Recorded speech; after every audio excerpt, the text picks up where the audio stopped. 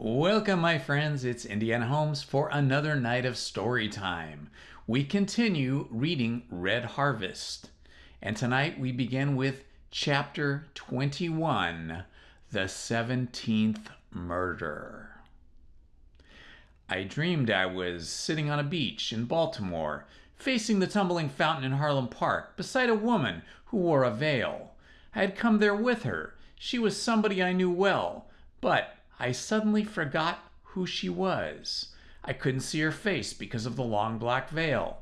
I thought that if I said something to her, I would recognize her voice when she answered, but I was very embarrassed and was a long time finding anything to say. Finally, I asked her if she knew a man named Carroll T. Harris. She answered me, but the roar of the swish of the tumbling fountain smothered her voice, and I could hear nothing. Fire engines went off at Edmondson Avenue. She left me to run after them, and she ran and cried, "Fire! Fire!" I recognized her voice then, and knew who she was, and knew she was someone important to me. I ran after her, but it was too late. She and the fire engines were gone. I walked streets hunting for her. Half the streets in the United States, Gay Street and Mount Royal Avenue in Baltimore, Colfax Avenue in Denver, Etna Road in St. Clair in Cleveland, McKinney Avenue in Dallas, Lamartine and Cornell and Armory Streets in Boston, Berry Boulevard in Louisville, Lexington Avenue in New York, until I came to Victoria Street in Jacksonville, where I heard her voice again, though I still could not see her. I walked more streets, listening to her voice. She was calling a name, not mine, one strange to me, but no matter how fast I walked or in what direction, I could get no nearer her voice. It was the same distance from me in the street that runs past the Federal Building in El Paso as in Detroit's Grand Circus Park. Then the voice stopped. Tired and encouraged, I went into the lobby of the hotel that faces the railroad station in Rocky Mount, North Carolina, to rest. Where I sat there, a train came in. She got off it and came into the lobby, over to me, and began kissing me. I was very uncomfortable because everybody stood around looking at us and laughing. That dream ended there. I dreamed I was in a strange city, hunting for a man I hated. I had an open knife in my pocket, and I meant to kill him with it when I found him. It was Sunday morning. Church bells were ringing. Crowds of people were in the streets, going to and from church. I walked almost as far as in the first dream, but always in the same strange city. Then a man I was after yelled at me, and I saw him. He was a small brown man who wore an immense sombrero. He was standing on the steps of a tall building on the far side of the wide plaza, laughing at me. Between us, the plaza was crowded with people, packed shoulder to shoulder. Keeping one hand on the open knife in my pocket, I ran towards the little brown man, running on heads and shoulders of the people in the plaza. The heads and shoulders were of unequal heights and not evenly spaced. I slipped and floundered over them. The little brown man stood on the steps and laughed until I had almost reached him. Then he ran into a tall building. I chased him up miles of spiral stairway, always just an inch or more than a hand's reach behind him. We came to the roof. He ran straight across to the edge and jumped just as one of my hands touched him. His shoulder slid out of my fingers. My hand knocked his sombrero off and closed in on his head. It was a smooth, hard, round head no larger than a large egg. My fingers went all around it, squeezing his head in one hand. I tried to bring the knife out of my pocket with the other and realized I had gone off the edge of the roof with him. We dropped giddily down towards the millions of upturned faces in the plaza, miles down.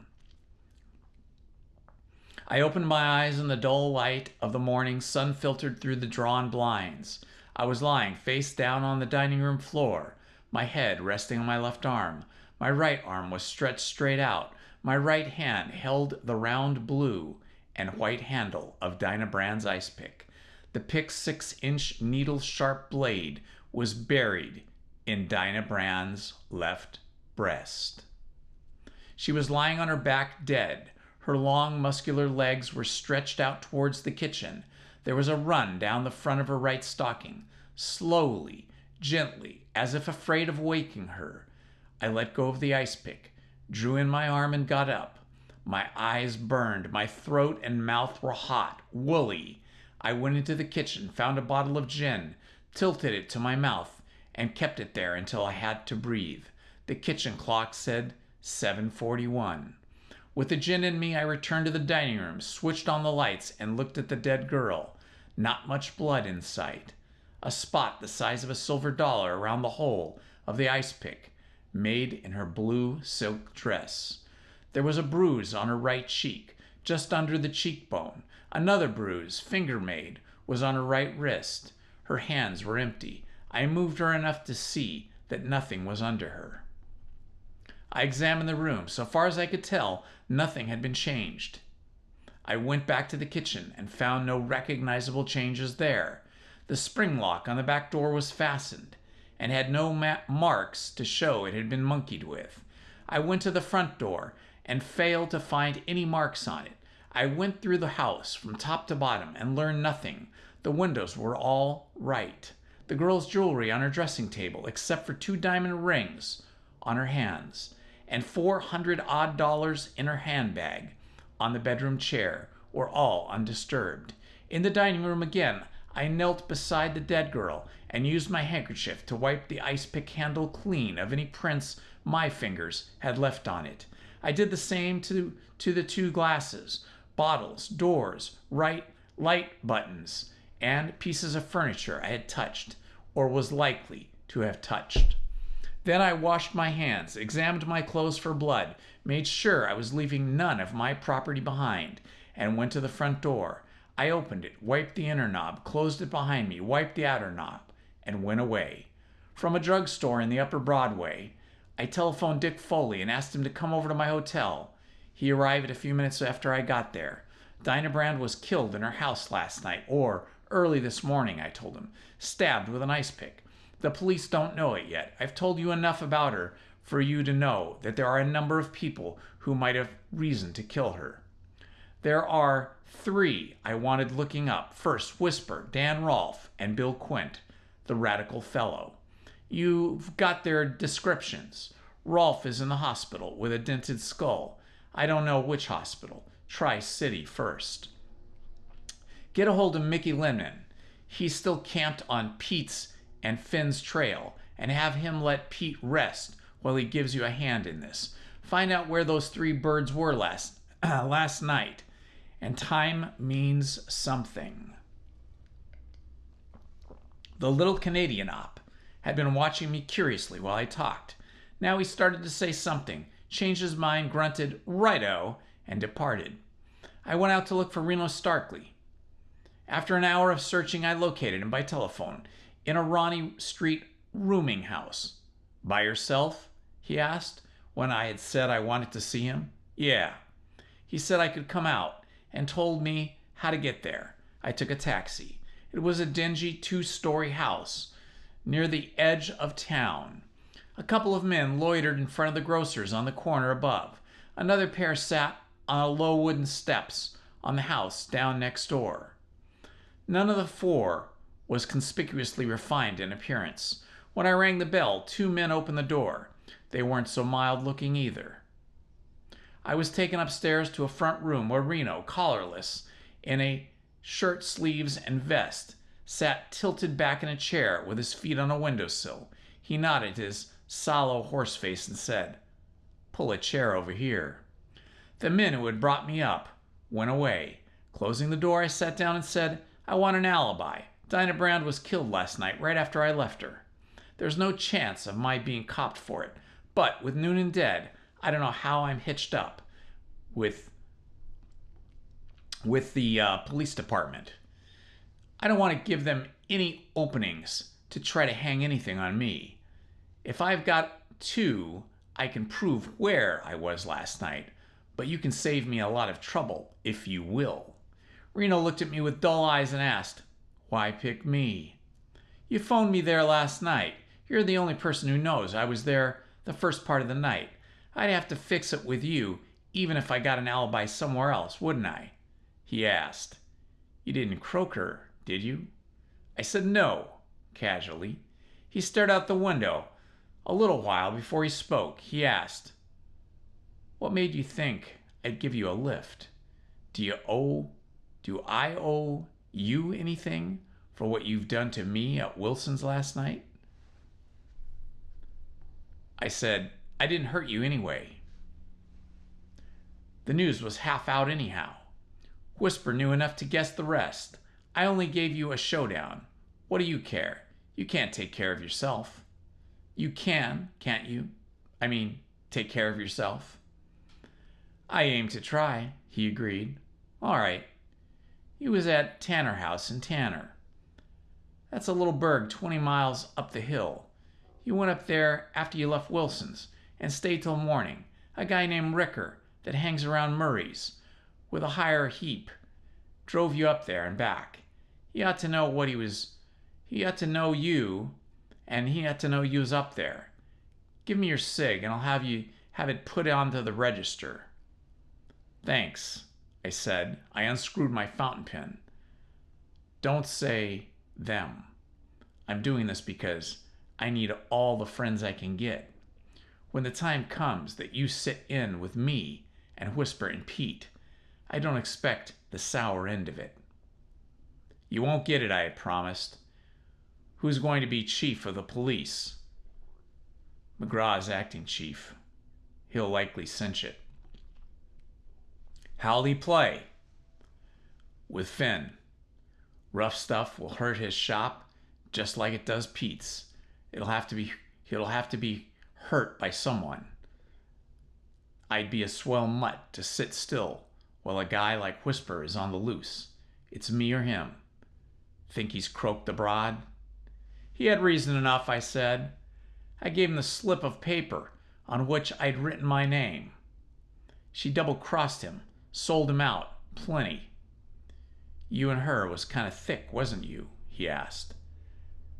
I let her question alone, lighting a cigarette.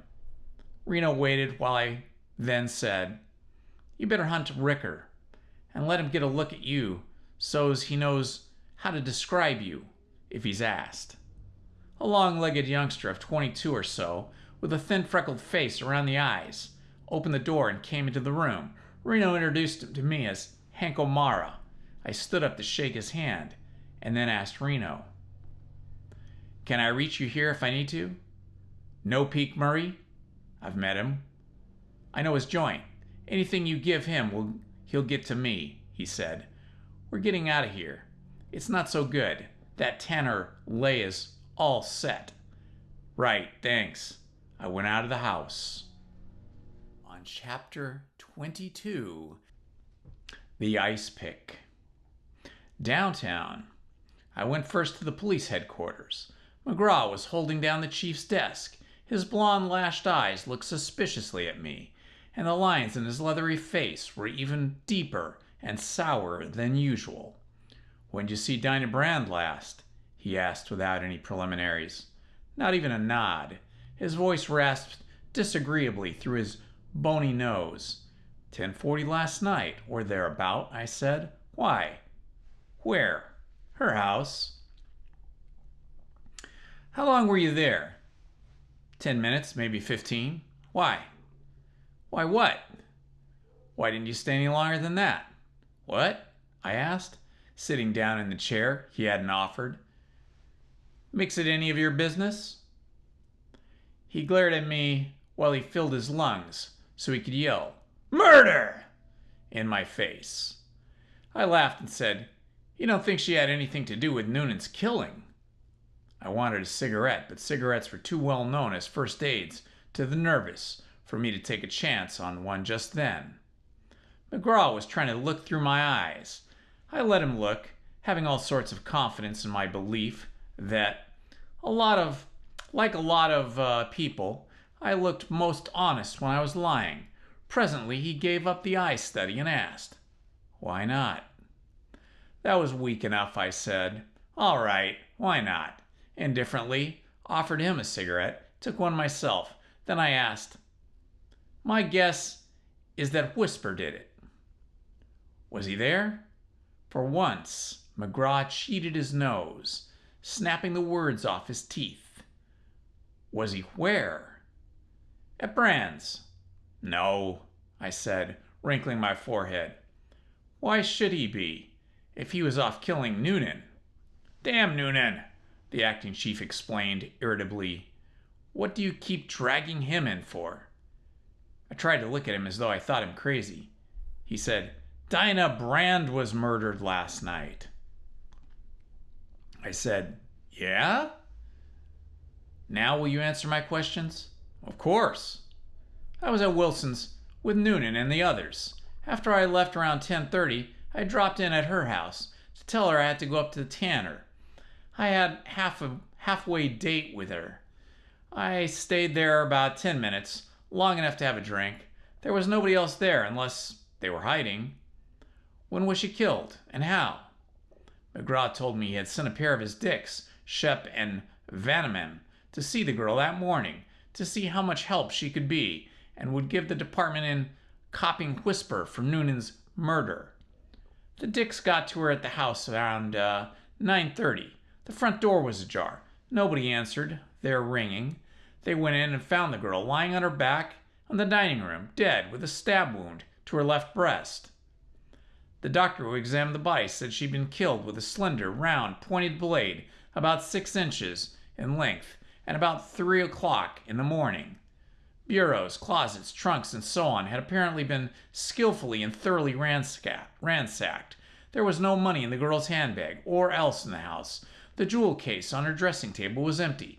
2 diamond rings were on her fingers. The police hadn't found the weapon with which she had been stabbed.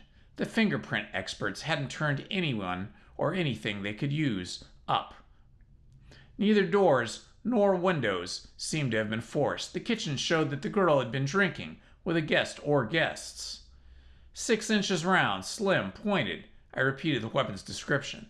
That sounds like her ice pick. McGraw reached for the phone and told somebody to send Shep and Vanneman in. Shep was a stoop-shouldered, tall man whose wide mouth had a grimly honest look that probably came from bad teeth. The other detective was short, stocky, with purplish veins in his nose and hardly any neck. McGraw introduced us and asked them about the ice pick. They hadn't seen it, were positive it hadn't been there. They would never have overlooked an article of that sort. Was it there last night? McGraw asked me. I stood beside her while she chipped the ice pieces off with it. I described it. McGraw told the dicks to search the house again, and then to try to find the pick in the vicinity of the house.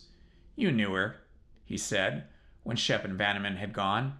What's your slant on it? Too new for me to have one. I dodged the question. Give me an hour or so to think about it. What do you think? He fell back into sourness, growling.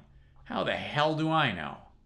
But the fact that he let me go away without asking me any more questions told me he had already made up his mind that Whisper had killed the girl. I wondered if the little gambler had done it, or if it was another one of the wrong raps that Poisonville police chiefs like to hang on him. It didn't seem to make much of a difference now. It was a cinch he had, personally or by deputy, put Noonan out, and they could only hang him once. There were a lot of men in the corridor when I left McGraw. Some of these men were quite young, just kids. Quite a few were foreigners, and most of them were a bit as tough as looking as any men should be. Near the street door I met Donner, one of the coppers who had been on the Cedar Hill expedition. Hello. I greeted him. What's the mob? Emptying the can to make room for more? Them's our new specials, he told me, speaking as if he didn't think much of them. We're going to have an augmented force. Congratulations, I said, and went out the door. In his pool room, I found Pete Murray sitting at a desk behind his cigar counter, talking to 3 men. I sat down on the other side of the room and watched the 2 kids knock balls around. In a few minutes, the lanky proprietor came over to me. If you see Reno sometime, I told him, you might let him know that Pete and Finn's having his mob sworn in as special coppers. I might. Murray agreed. Mickey Lindman was sitting in the lobby when I got back to my hotel. He followed me up to my room and reported. Your Dan Rolfe pulled a sneak from the hospital somewhere after midnight last night. The Crokers are all steamed up about it. Seems they were figuring on pulling a lot of little pieces of bone out of his brain this morning, but him and his duds were gone. We haven't got a line on Whisper yet. Dick's out now trying to place Bill Quint. What's what on this girl's carving? Dick tells me you got it before the coppers. It? The telephone bell rang. A man's voice, carefully oratorical, spoke my name with a question mark after it. I said, yeah? The voice said, this is Mr. Charles Proctor Don speaking. I think you will find it well worth your while to appear in my offices at your earliest convenience. Will I? Who are you? Mr. Charles Proctor Don, attorney at law. My suite is in the Rutledge Block, 310 Green Street. I think you will find it well. Mind telling me what part of this is all about? I asked. There are affairs best not discussed over the telephone. I think you will find... All right, I interrupted him again. I'll be around to see you this afternoon if I get a chance. You will find it very, very advisable, he assured me. I hung up on that. Mickey said, you were going to give me the what's what on the Brandslaughter? I said, I wasn't. I started to say it oughtn't to be hard to find a trace of Rolfe running around with a fractured skull and probably a lot of bandages. Suppose you try it. Give Hurricane Street a play first. Mickey grinned all the way across his comedian's face and said, don't tell me anything about what's going on. I'm only working with you. Picked up his hat and left me. I spread myself on the bed, smoked cigarettes to the end, and thought about last night, my frame of mind, my passing out, my dreams, and the situation into which I woke. The thinking was unpleasant enough to make me glad when it was all interrupted. Fingernails scratched outside my door. I opened the door. The man who stood there was a stranger to me. He was young, thin, and gaudily dressed. He had heavy eyebrows and a small mustache, and were coal black against the very pale and nervous, but not timid face. I'm Ted Wright, he said, holding out a hand as if he were glad to meet me. I guess you've heard Whisper talk about me. I gave him my hand, let him in, closed the door, and asked, You're a friend of Whisper's? You bet.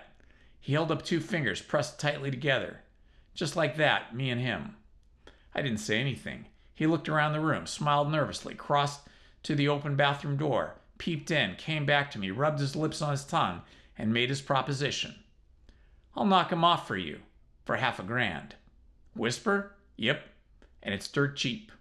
Why do you want him killed? I asked. He unwomaned you, didn't he? Yeah. You ain't that dumb. A notion stirred in my noodle. To give him time to crawl around, I said. Sit down. This needs talking over. It don't need nothing, he said, looking at me sharply, not moving toward either chair. You either want him knocked off or you don't. Then I don't. He said something I didn't catch, down in his throat, and turned to the door. I got between him and it. He stopped, his eyes fidgeting. I said, So Whisper's dead? He stepped back and put a hand behind him. I poked his jaw, leaning my 190 pounds on the poke. He got his legs crossed and went down. I pulled him up by the wrists. He yanked his face close to mine and growled. Come through. What's the racket? I ain't did nothing to you. You let me catch you. Who got Whisper? I don't know nothing, I let one of his wrists, slapped his face, open hand, caught his wrist again, and tried my luck crunching both of them while I repeated, Who got Whisper? Dan Rolfe, he whined. He walked up to him and struck him the same skewer Whisper had used on the twist. That's right. How do you know it was the Whisper killed the girl with? Dan said so. What did Whisper say? Nothing. He looked funny as hell, standing there with the butt of a sticker sticking in his side. Then he flashed the rod and puts his 2 pills in Dan, just like one. And both of them go down, cracking heads. Dan's all bloody, through the bandages. And then what? Then nothing. I rolled them over. The pair of them, stiffs. Every word I'm telling you is gospel. Who else was there? Nobody else. Whisper was hiding out. With only me to go between him and the mob. He killed Noonan himself, and he didn't want to have trust nobody for a couple of days, till he could see what was what, excepting me. So you, being a smart boy, thought you could run around to his enemies and pick up a little dough for killing him after he was dead. I was clean, and this won't be no place for Whisper's pals when the word gets out that he's croaked. Right whined. I had to raise a getaway stake. How'd you make out so far? I got a century from Pete, and I got a century and a half from Pete Murray and Reno, and more promised from both when I turned the trick. The whine changed into boasting as he talked. I bet you and I could get McGraw to come across too, and I thought you could kick in with something. They must be high in the air to toss dough at a woozy racket like that. I don't know, he said surreptitiously, superiorly. It ain't such a lousy one at that. He became humble again. Give me a chance, Chief. Don't gum it up on me.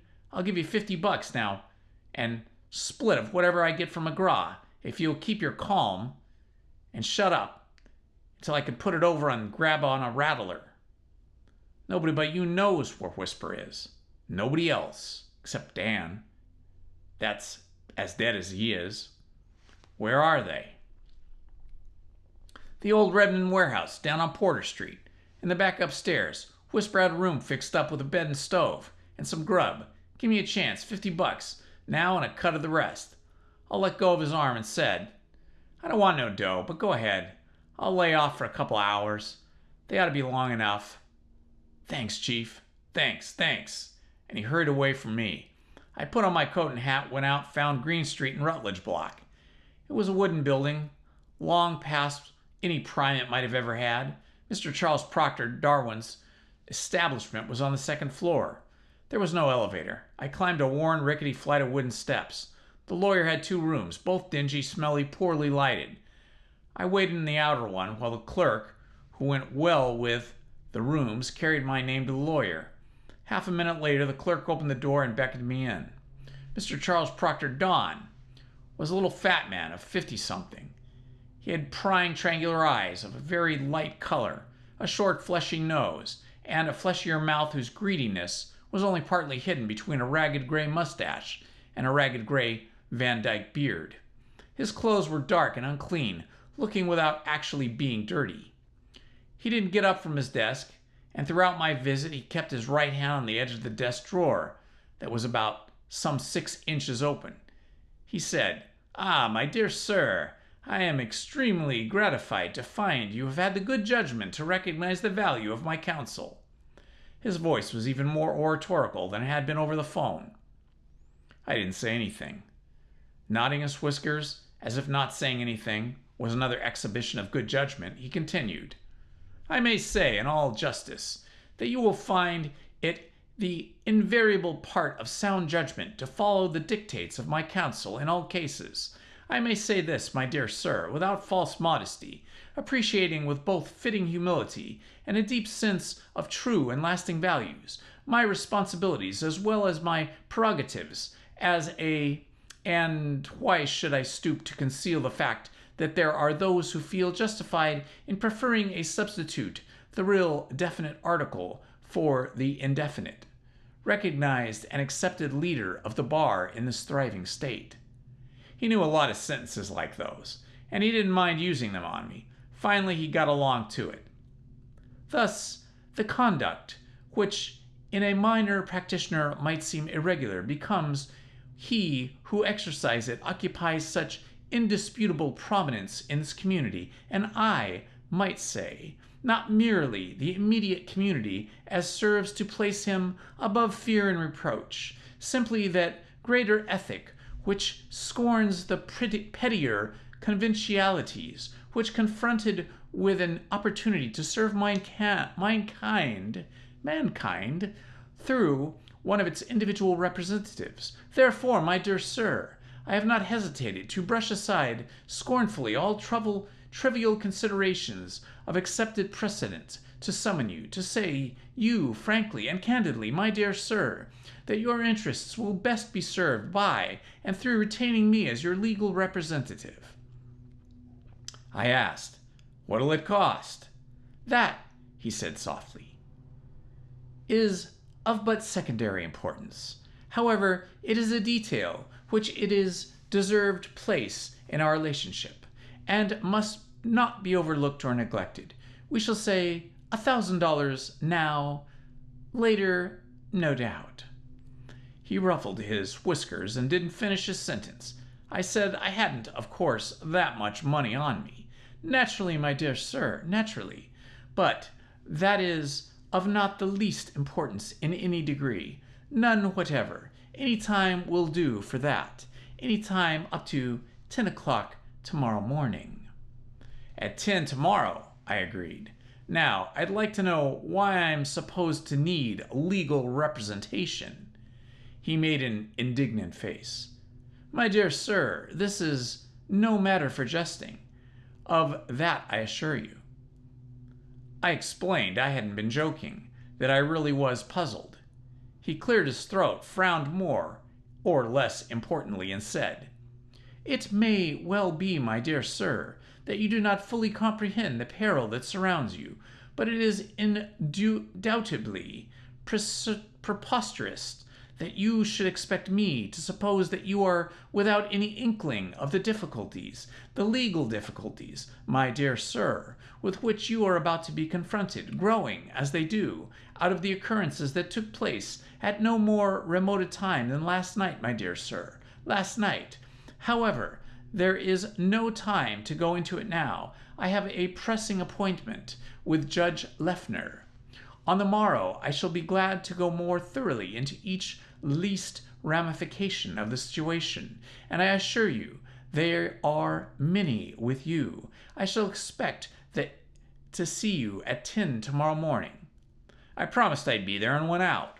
I spent the evening in my room, drinking unpleasant whiskey, thinking unpleasant thoughts, and waiting for reports that didn't come from Mickey and Dick. I went to sleep at midnight.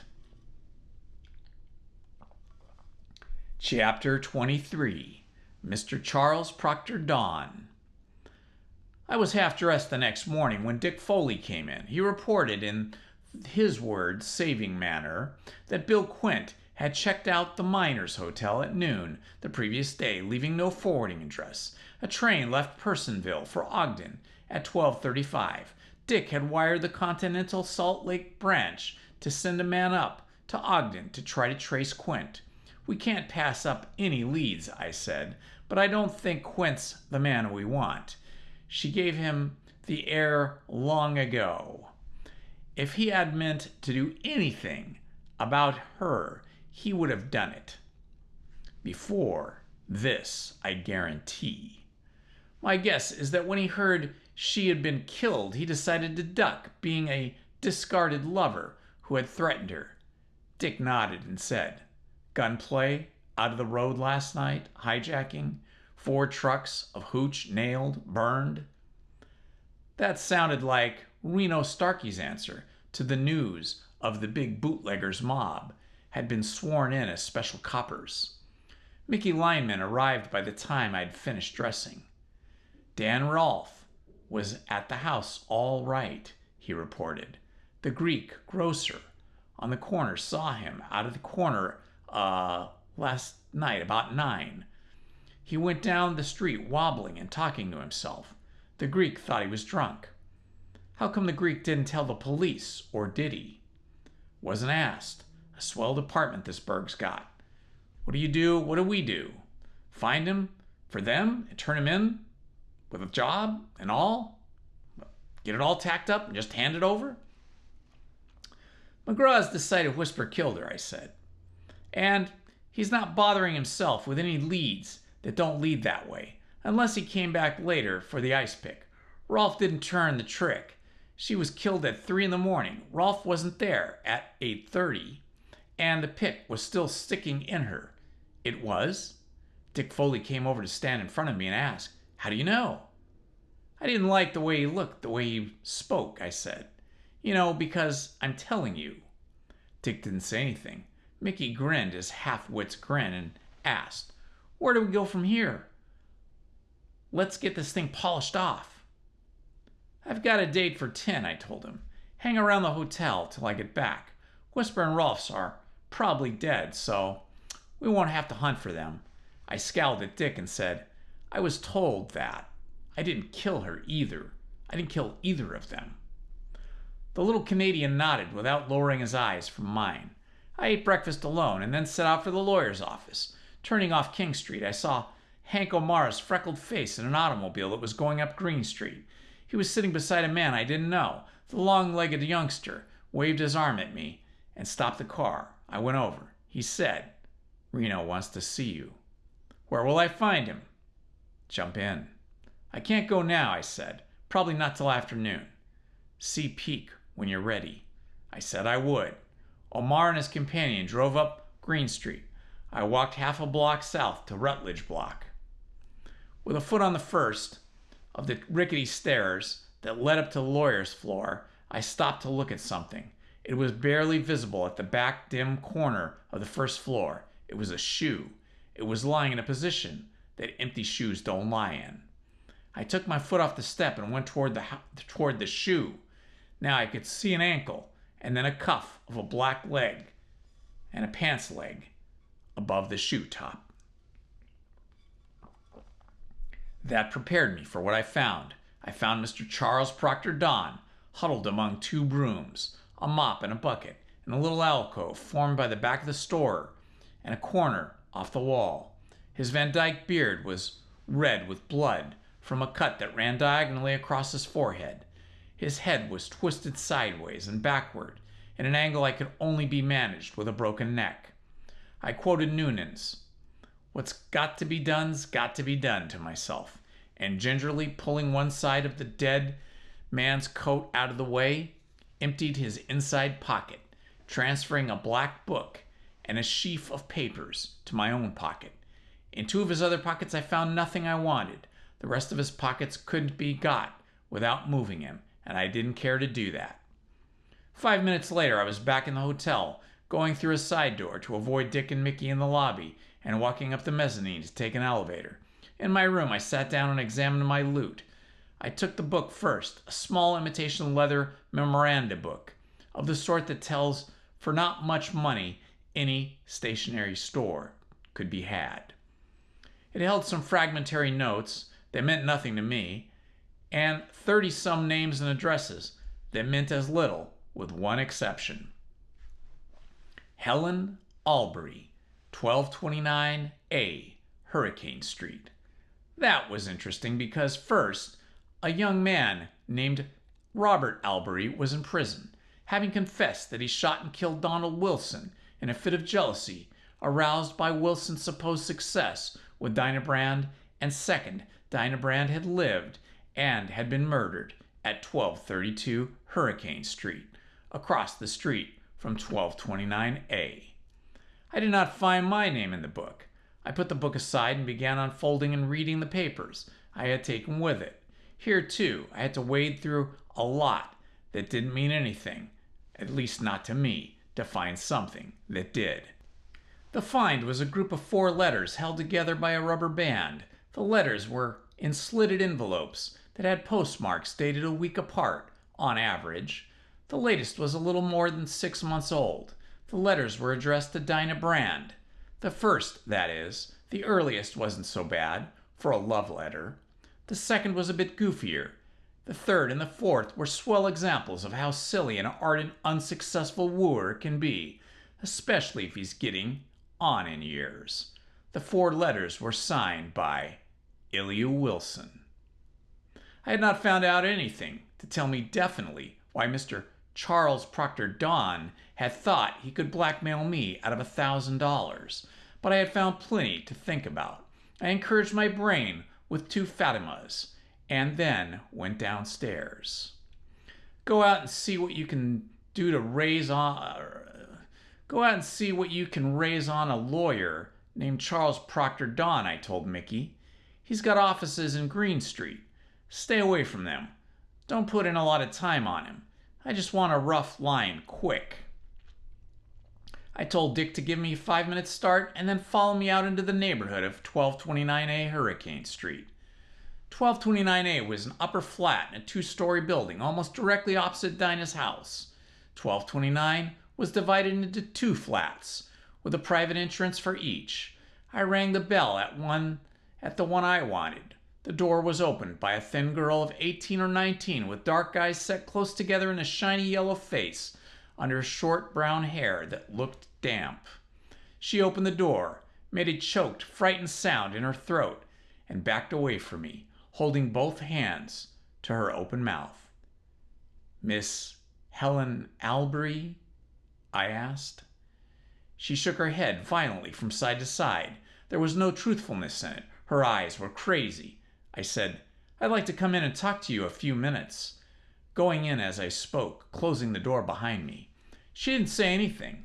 She went up the steps in front of me, her head twisted round so she could watch me with her scary eyes. We went into a scantily furnished living room. Dinah's house could be seen from its windows. The girl stood in the center of the floor, with her hands still to her open mouth. I wasted no time and words trying to convince her that I was harmless. It was no good. Everything I said seemed to increase her panic. It was a damned nuisance. I quit trying and got down to business. "You are Robert Albury's sister?" I asked. No reply. Nothing but the senseless look of utter fear. I said, "After he was arrested for killing Donald Wilson, you took this flat so you could watch her. What for?" Not a word from her. I had to supply my own answer. "Revenge. You blamed Dinah Brand for your brother's trouble. You watched for your chance. It came the night before last. You sneaked into her house, found her drunk, stabbed her with an ice pick you found there." She didn't say anything. I hadn't succeeded in jolting the blankness out of her frightened face. I said, "Don helped you, engineered it for you. He wanted Ilya Wilson's letters. Who was the man he sent to get them? The man who did the actual killing. Who was he?" That got me nothing. No change of expression or lack of expression. No word. I thought I would like to spank her. I said, "I've given you your chance to talk. I'm willing to listen on your side of the story, but suit yourself." She suited herself by keeping quiet. I gave it up. I was afraid of her. Afraid she would do something crazier than even her silence if I pressed her further. I went out of the flat not sure that she understood a single word I had said. At the corner, I told Dick Foley, "There's a girl in there, Helen Albury, 18, 5'6", skinny, not more than 100, if that. Eyes close together, brown, yellow skin, brown short hair, straight. Got on a gray suit now. Tailor. If she cuts up on you, throw her in the can. Be careful, she's crazy as a bedbug." I set out for Peak Murray's dump to locate Reno to see what he wanted. Half a block away from my destination, I stepped into an office building doorway to look at the situation over. A police patrol wagon stood in front of Murray's. Men were being led, dragged, carried from pool room to wagon. The leaders, draggers, and carriers did not look like regular coppers. They were, I supposed, Pete and Finn's crew, now special officers. Pete, with McGraw's help, apparently was making good on his threat to give Whisper and Reno all the war they wanted. While I watched, an ambulance arrived, was loaded, and drove away. I was too far away to recognize anybody or any bodies. When the height of the excitement seemed past, I circled a couple of blocks and returned to my hotel. Mickey Lindman was there with information about Mr. Charles Proctor Don. "He's the guy that the joke was wrote about." "Is he a criminal lawyer?" "Yes, very. This fellow Albury that you nailed, some of his family hired this bird Don to defend him. Albury wouldn't have anything to do with him when Don came to see him. This 3-named shyster nearly went over himself last year on a blackmail rap. Something to do with a parson named Hill, but squirmed out of it. Got some property out of it on Lilbert Street, wherever that is. Want me to keep digging?" "That'll do. We'll stick around till we hear from Dick." Mickey yawned and then said it was all right with him, never being one that had to run around a lot and keep his blood circulating, and I asked if I knew we were getting nationally famous. I asked him what he meant by that. "I just ran into Tommy Robbins," he said. "The Consolidated Press sent him here to recover doings. He tells me some of the other press associations and a big city paper or two are sending in special correspondents, beginning to play our troubles up. I was making one of my favorite complaints, that newspapers were good for nothing except to hash things up so nobody could unhash them, when I heard a boy chanting my name. For a dime, he told me I was wanted on the phone. Dick Foley. She showed right away. To 310 Green Street. Full of coppers. Mouthpiece named Dawn. Killed. Police took her to the hall. She's still there? Yes, in the chief's office. Stick and get anything you pick up to me quick. I went back to Mickey Lineman and he gave me my room key and instructions. Camp in my room. Take anything that comes for me and pass it on. I'll be around at Shannon's, around the corner, registered as J.W. Clark. Tell Dick and nobody." Mickey asked, "What the hell?" Got no answer and moved his loose-jointed bulk toward the elevators. Chapter 24. Wanted. I went around the Shannon Hotel, registered my alias, paid my day's rent, was taken up to room 321. An hour passed before the phone rang. Dick Foley said he was coming up to see me. He arrived within 5 minutes. His thin, worried face was not friendly. Neither was his voice. He said, "Warrant's out for you. Murder. 2 counts. Brandon Dawn." I phoned. Mickey said he'd stick. "Told me you were here. Police got him. Grilling him now." "Yeah, I expected that." "So did I," he said sharply. I said, making myself a drawl, the words, "You think I killed him? Don't you, Dick?" "If you didn't, it's a good time to say so." "Going to put the finger on me?" I asked. He pulled back his lips, back over his teeth. His face changed from tan to buff. I said, "Go back to San Francisco, Dick. I got enough to do without you having to watch you." He put on his hat very carefully and very carefully closed the door behind him when he went out. At 4 o'clock I had some lunch, cigarettes, and an Evening Herald sent up to me. Dinah Brand's murder and the newer murder of Charles Proctor Dawn divided the front page of the Herald, with Helen Albury connecting them. Helen Albury was, I read, Robert Albury's sister, and she was, in spite of his confession, thoroughly convinced that her brother was not guilty of murder, but victim of a plot. She had retained Charles Proctor Dawn to defend him. I could guess that the late Charles Proctor Dawn had hunted her up, and not she him. The brother refused to have Dawn or any other lawyer, but the girl, properly encouraged by Dawn, no doubt, had not given up the fight. Finding a vacant flat across the street from Dinah Brand's house, Helen Albury had rented it and installed herself therein with a pair of field glasses and one idea, to prove that Dinah and her associates were guilty of Donald Wilson's murder. I, it seems, was one of the associates. The Herald called me a man supposed to be a private detective from San Francisco, who has been in the city several days, apparently on intimate terms with Max, Whisper, Thaler, Daniel, Rolfe, Oliver, Reno Starkey, and Dinah Brand. We were the plotters who had framed Robert Albury. The night that Dinah had been killed, Helen Albury, peeping through her window, had seen things that were, according to the Herald, extremely significant when considered in connection with the subsequent findings of Dinah's dead body. As soon as the girl heard of the murder, she took her important knowledge to Charles Proctor Dawn. He, the police, learned from the clerks, immediately sent for me, and had been closeted with me that afternoon. He had later told his clerks that I was to return the next morning at 10. This morning I had not appeared to keep my appointment. At 25 minutes past 10, the janitor at the Rutledge block had found Charles Proctor Dawn's body in a corner behind the staircase, murdered. It was believed that valuable papers had been taken from the dead man's pockets. At that very moment, the janitor was finding the dead lawyer, it seems, was in Helen Albury's flat, having forced an entrance, and was threatening her. After she succeeded in throwing me out, she hurried to Dawn's offices, arriving while the police were there, telling them her story. Police sent to my hotel had not found me there, but in my room they had found one Michael Lindman, who had represented himself to be San Francisco private detective. Michael Lindman was still questioned by the police. Whisper, Reno, Rolfe, and I were being hunted by the police, charged with murder. Important developments were expected. Page 2 held an interesting half column. Detectives Shep and Vanman, the discoverers of Dinah Brand's body, had mysteriously vanished. Foul play on part of the associates was feared. There was nothing in the paper about last night's hijacking, nothing about the raid at Pete Murray's joint.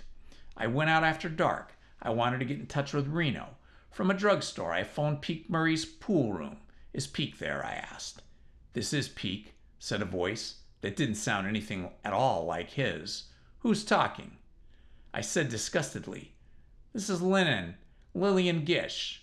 You know Lillian Gish, the actress. Hung up the receiver and removed myself from the neighborhood. I gave up the idea of finding Reno and decided to go calling on my client, old Iliu, and try to blackjack him from a good behavior with the love letters he had written Dinah Brand and which I had stolen from Dawn's remains. I walked, keeping the darker side of the darkest streets. It was a fairly long walk for a man who sneers at exercise. By the time I reached Wilson's block, I was in bad enough humor to be in good shape for the sort of interviews he and I usually had, but I wasn't to see him for a little while yet. I was 2 pavements from my destination when somebody st at me.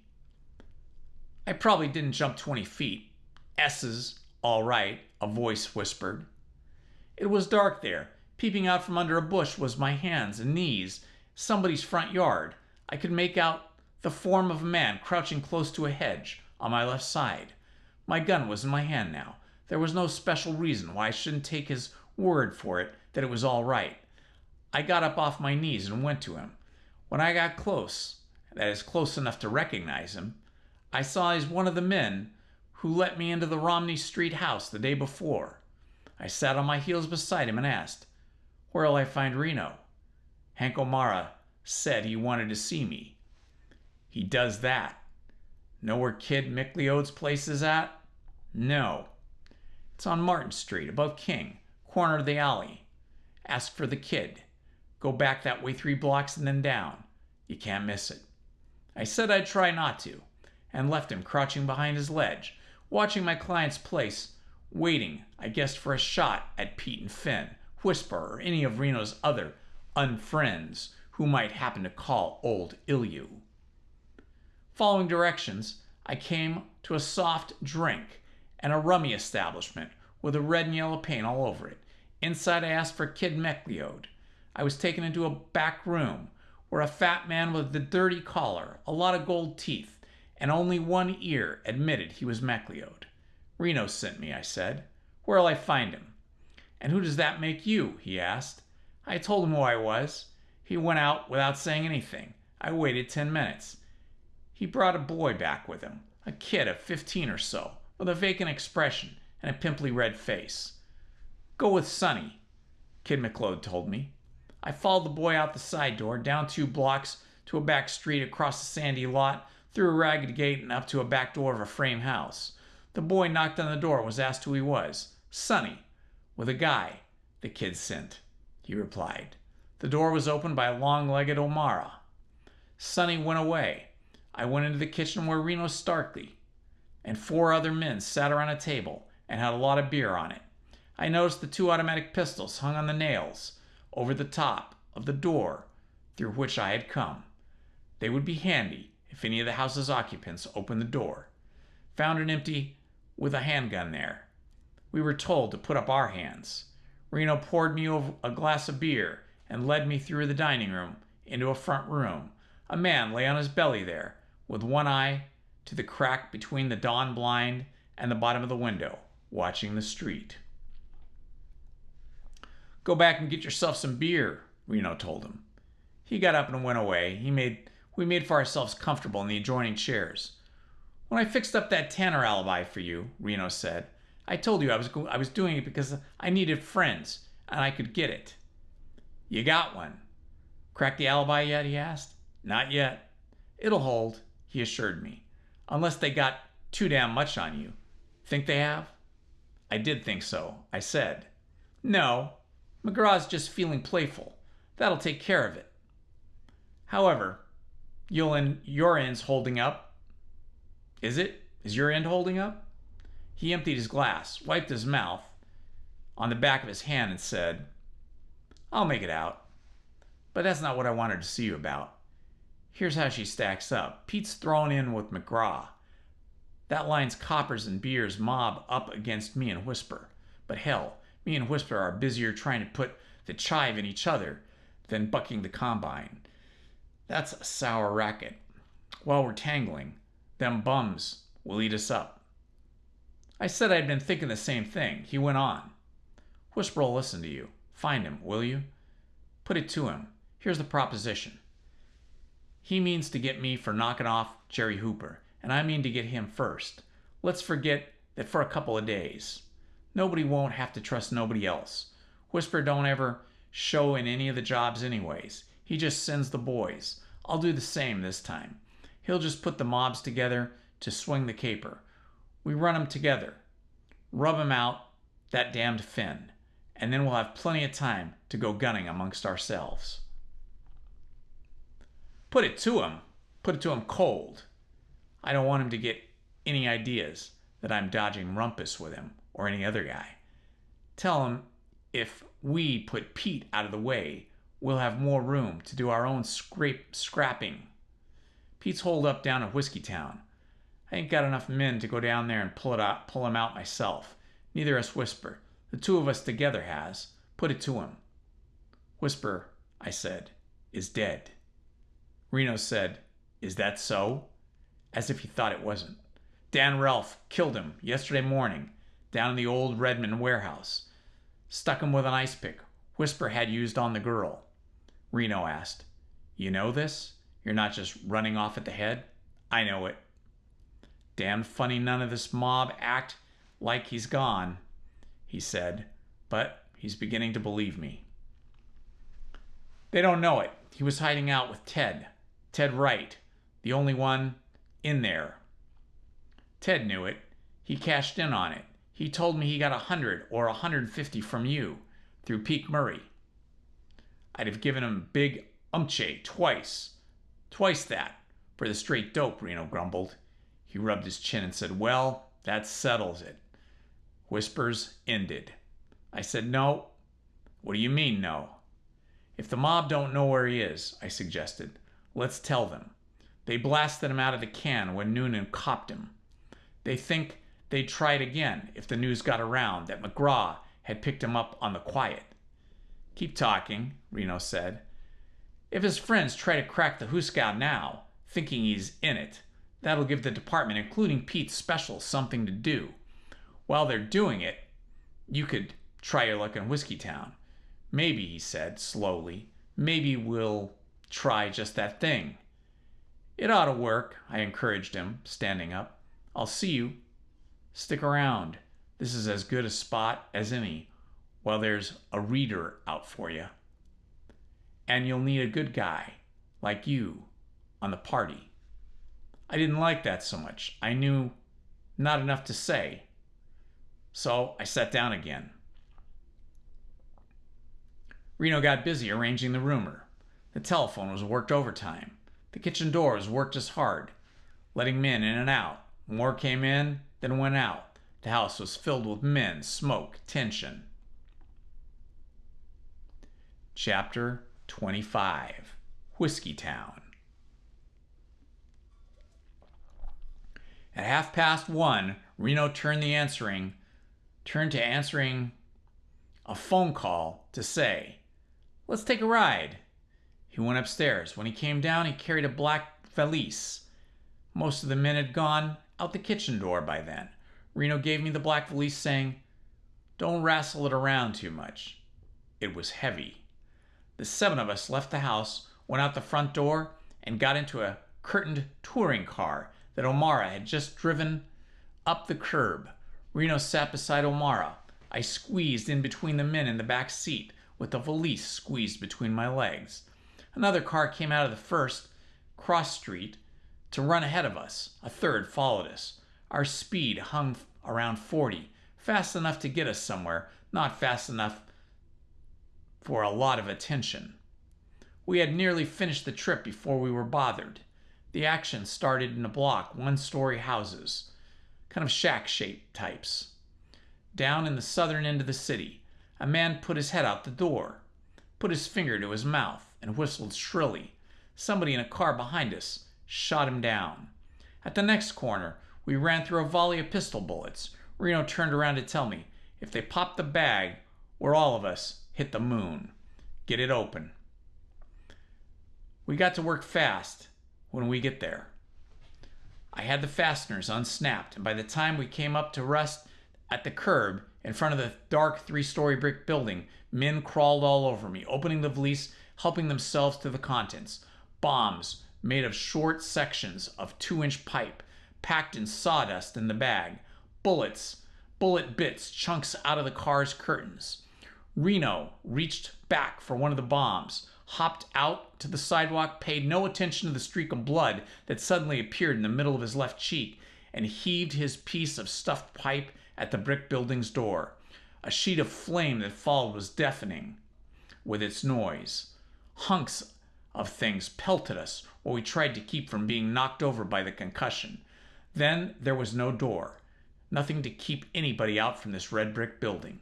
A man ran forward, swung his arm, let a pipe full of hell go through the door. The shutters came off the doors, windows, fire, glass flying behind them. The car that followed us was stationary up the street, trading shots with the neighborhood. The car had gone ahead and turned onto a side street. Pistol shots from behind the red brick building came. Between the explosions of our cargo, told us that our advance of the car was covering the back door. O'Mara, out in the middle of the street, bent far over, tossed a bomb to the brick building's roof. It didn't explode. O'Mara put one foot high in the air, clawed at his throat, and fell solidly back. Another of our party went down under the slugs that were cutting us from the wooden building next to the brick one. Reno cursed stolidly and said, "Burn them out, Fat." Fat spit out a bomb, ran around the back of the car, and swung his arm. We picked ourselves up off the sidewalk, dodged the flying things, and saw the frame of the house was all out of whack, with flames climbing its torn edges. "Any left?" Reno asked as we walked around, enjoying the novelty of not being shot at. "Here's the last one," Fat said, holding out a bomb. Fire was dancing inside the upper windows of the brick house. Reno looked at it, took the bomb from Fat and said, "Back off. They'll be coming out." We moved away from the front of the house. A voice indoors yelled, "Reno!" Reno slipped into the shadow of a car before he called back, "Well?" "We're done," a heavy voice shouted. "We're coming out. Don't shoot." Reno asked, "Who's we're?" "This is Pete," the heavy voice said. "There's 4 left of us." "You come out first," Reno ordered, "with your mitts on top of your head. The others come out one at a time, same way, after you. And half a minute apart is close enough. Come on." We waited a moment, and then Pete and Finn appeared in the dynamited doorway, his hands holding the top of his bald head. In the glare of the burning door of the house, we could see his face was cut, his clothes almost torn off. Stepping over the wreckage, the bootlegger came slowly down the steps of the sidewalk. Reno called him a lousy fish eater and shot him 4 times in the face and body. Pete went down. A man behind me laughed. Reno hurled the remains of a bomb and through the doorway. We scrambled into our car. Reno took the wheel. The engine was dead. Bullets had got into it. Reno worked the horn while the rest of us piled out. The machine had stopped at the corner and came for us. Waiting for it, I looked up and down the street with a bright glow of 2 burning buildings. There were a few faces at windows, but whoever besides us was in the street had taken cover. Not far away, fire bells sounded. The other machine slowed us to a climb aboard. It was already full. We packed in layers, with the overflow hanging on the running boards. We jumped over dead Hank O'Mara's legs and headed for home. We covered one block of the distance with safety, if not comfort. After that, we had neither. A limousine turned into the street ahead of us, came half a block towards us, put its side to us, and stopped. Out of the side, gunfire. Another car came around with a limousine and charged us. Out of it, gunfire. We did our best, but we were too damned amalgamated for good fighting. You can't shoot straight holding a man in your lap, another hanging on your shoulder, while a third does his shooting from an inch behind your ear. Our other car, the one that had been around at the building of the rear, came up and gave us a hand, but by then 2 more had joined the opposition. Apparently Thaler's mob attack on the jail was over. One way or the other, and Pete's army, sent to help there, had returned in time to spoil our getaway. It was a sweet mess. I leaned over a burning gun and yelled in Reno's ear, "This is the bunk. Let us extras get out and do our wrangling from the street." He thought that was a good idea and gave orders. "Pile out, some of you hombres, and take them from the pavements." I was the first man out, with my eye on the dark alley entrance. Fat followed me into it. In my shelter, I turned on him and growled, "Don't pile up on me. Pick your own hole. There's a cellar that ways. Looks good." He agreeably trotted off toward it and was shot down at the first and third steps. I explored the alley. It was only 20 feet long. I ended up against a high board fence with a locked gate. A garbage can helped me get over the gate into the brick paved yard. The side fence of that yard helped me into another, and from that I got into another, where a fox terrier raised hell at me. I kicked the pooch out of the way, made opposite for the fence, untangled myself from the clothesline, crossed 2 more yards, got yelled at from a window, had a bottle thrown at me, and dropped into the cobblestone back street. The shooting was behind me, but not far behind. I did all I could to remedy that. I must have walked as many streets as I did in my dreams the night Dinah was killed. My watch said it was 3:30 a.m. when I looked at it on Elio Wilson's front steps. Okay, my friends, we're getting near the end, and we're getting a lot of action as we get there. I hope you're enjoying the story. I am. That is all for tonight. I'll see you all Monday night at 6 p.m., where I think we'll be able to conclude this book. Good night, all. Love to you all. Please hit the like button, subscribe, and hit the notifications button. Thank you very much.